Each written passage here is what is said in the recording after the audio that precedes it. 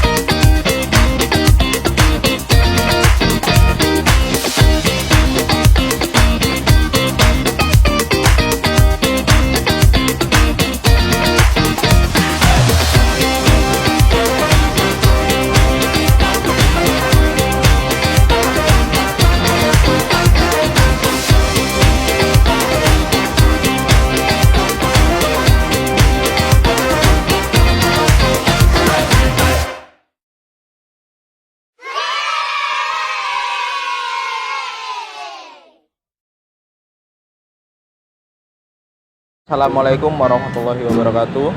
Kami dari kelompok 4 dari mata kuliah Manajemen Sumber Daya Manusia Lanjutan. Kali ini kita akan melakukan wawancara sebagai tugas pengganti ujian tengah semester kami di mata kuliah ini. Nah, di sini kami akan melakukan wawancara di KFC Cabang Jember. Nah, sebelum masuk ke wawancaranya, kami akan memperkenalkan diri kami masing-masing terlebih dahulu. Perkenalkan, nama saya Baskara Haji Mardika dengan akhiran NIM 1084. Perkenalkan, nama saya Muhammad Jai Al-Farisi dengan akhiran NIM 1084. Saya Alvin Nurjendra dengan akhiran NIM 1086. Saya Nabila Rashid dengan akhiran NIM 1159. Saya Muhammad Dafa Syarifuddin dengan akhiran NIM 1155. Ya, selanjutnya akan masuk ke tahap wawancara, bukan tahap wawancara ya, tahap wawancara. Oke. Baik.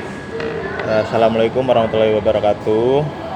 Kami dari mahasiswa dari Universitas Jember, lebih tepatnya mahasiswa dari Fakultas Ekonomi dan Bisnis, Prodi S1 Manajemen. Di sini kami akan mewawancarai dengan Bapak siapa, Pak? Dengan Bapak Budi, Sebagai manajer KFC Jember. baik. Mungkin langsung ke pertanyaan pertama ya, Pak ya, tentang pemutusan hubungan kerja. Pertanyaan pertama, apa alasan utama perusahaan KFC ini melakukan PHK, Pak? Alasan utama yaitu biasanya karyawan tidak disiplin, tidak menjalankan SOP di perusahaan, attitude kurang baik, di mana karyawan tersebut merugikan untuk perusahaan. Untuk pertanyaan kedua, apa saja cara yang dilakukan perusahaan supaya PHK jadi pilihan terakhir, Pak? Prosedurnya gitu, Pak. Prosedurnya yaitu setiap perusahaan pasti melakukan semacam teguran terhadap karyawan apabila karyawan tersebut melakukan tindakan yang tidak sesuai dengan SOP, misalkan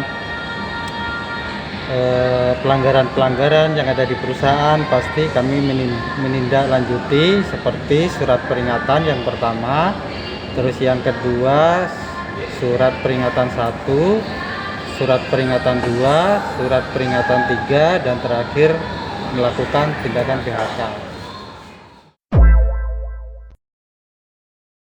Untuk pertanyaan selanjutnya, menurut Bapak sendiri itu aturan pemerintah soal ketenaga kerjaan memudahkan atau justru menyulitkan proses PHK, Bapak?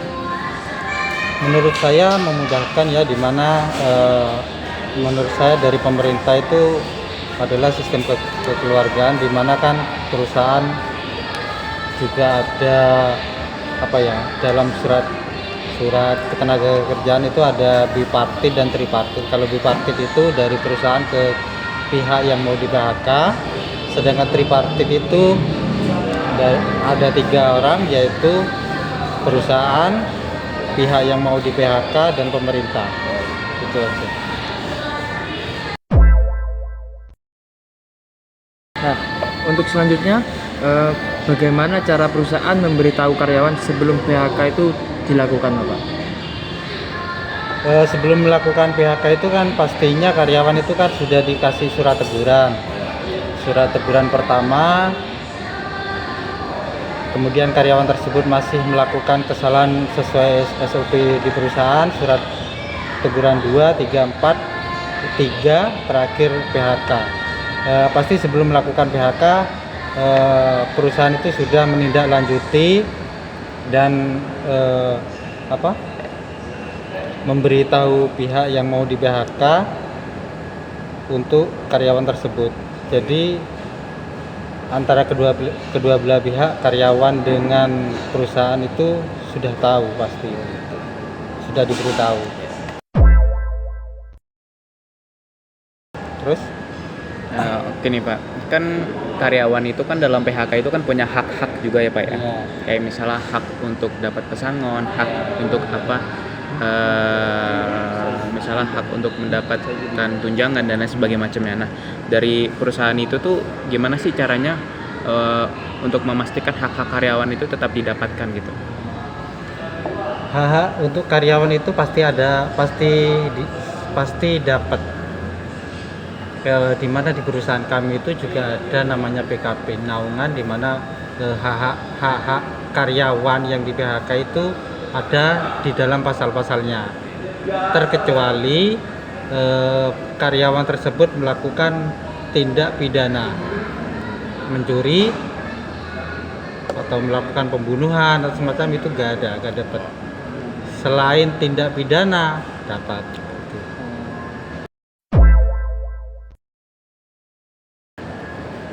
Nah, selanjutnya ini dalam beberapa kasus ya, pasti kan PHK itu terkadang mencemari nama baik perusahaan ya. Nah, dari perusahaan ini tuh apakah PHK itu mempengaruhi nama baik dari KFC ini sendiri, atau justru malah nggak terpengaruh nih citra nama baiknya dari KFC ini? Kalau menurut saya tidak mempengaruhi sih Mas, soalnya kan gini, dalam perusahaan itu kan harus memiliki kondisi yang baik dari segi teman, pekerjaan, ruang lingkup. Jadi apabila ada satu karyawan yang tidak sesuai dengan kerja dan SOP-nya, jadi kami harus mengeluarkan sehingga tidak terjadi kontaminasi terhadap karyawan lain. Seperti di kelas ada yang ada yang merusak nama baik kelas, itu mending dikeluarkan. Bukan berarti kita itu tidak suka, bukan, tapi ini sistem yang dibuat agar kondusif gitu.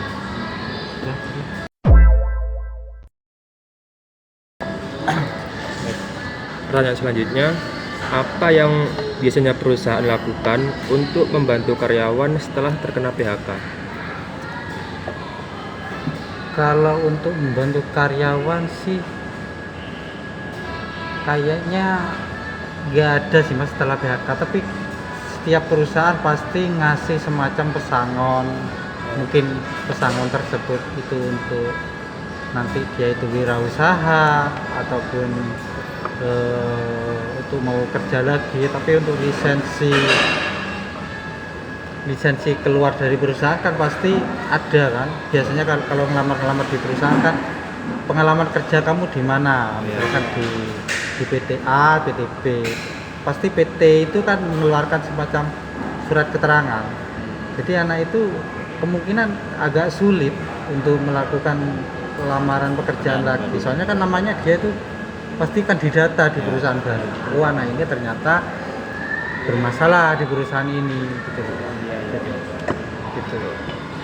Kalau membantunya ya itu sekedar pesanan, terkecuali tindak pidana. Tindak pidana itu nggak ada. Yang berarti mendapatkan uang kompensasi. Uang kompensasi.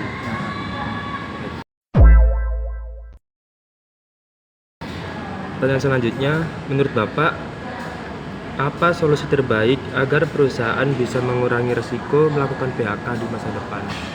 Nah, untuk melakukan risiko di masa depan kan gini, perusahaan itu selalu melakukan coaching dan briefing. Coaching itu semacam pelatihan, briefing itu terhadap karyawan itu kan perlu, sehingga setiap hari kita harus mengingatkan bahwa hal-hal yang harus dilakukan itu harus sesuai dengan SOP yang dijalankan. Gitu. Jadi setiap karyawan itu ingat bahwa tindakan yang harus dilakukan harus benar dan tindakan yang salah jangan dilakukan. Jadi setiap pimpinan pasti mengingatkan setiap harinya. Gitu. Sehingga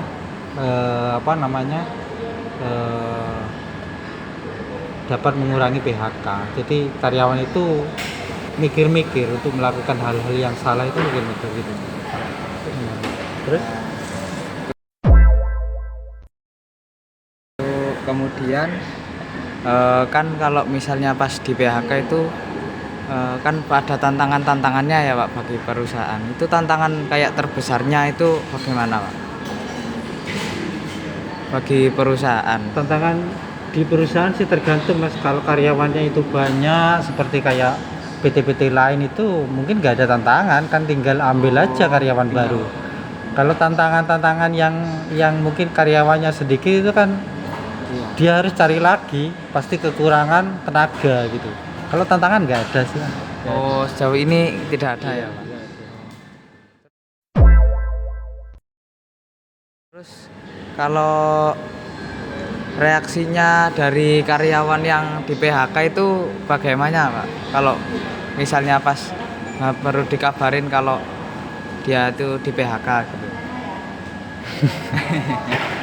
Kalau reaksi karyawan tersebut kan biasanya ada yang nerimo, ada yang nggak terima. Padahal tinggal kesadaran diri lah. Aku misalkan saya seorang karyawan ya harus mikir aku ini bener nggak bekerja.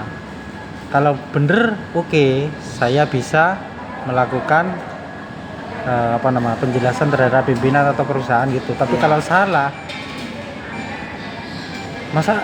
masa harus selalu ngotot wah bisa salah ngeyel loh, kan susah kan gitu. Iya. Nah gitu. Sejauh ini ada yang kayak gitu apa enggak Pak?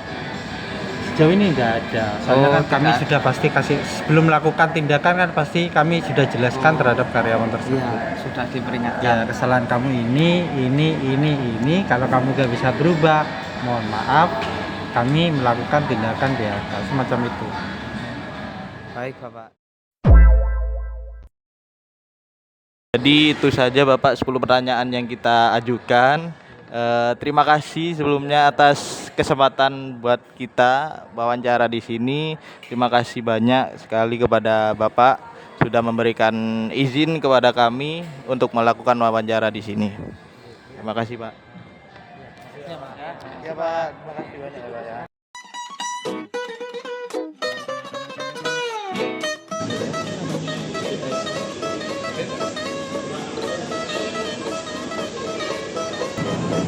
Tuh kan, Aris kan.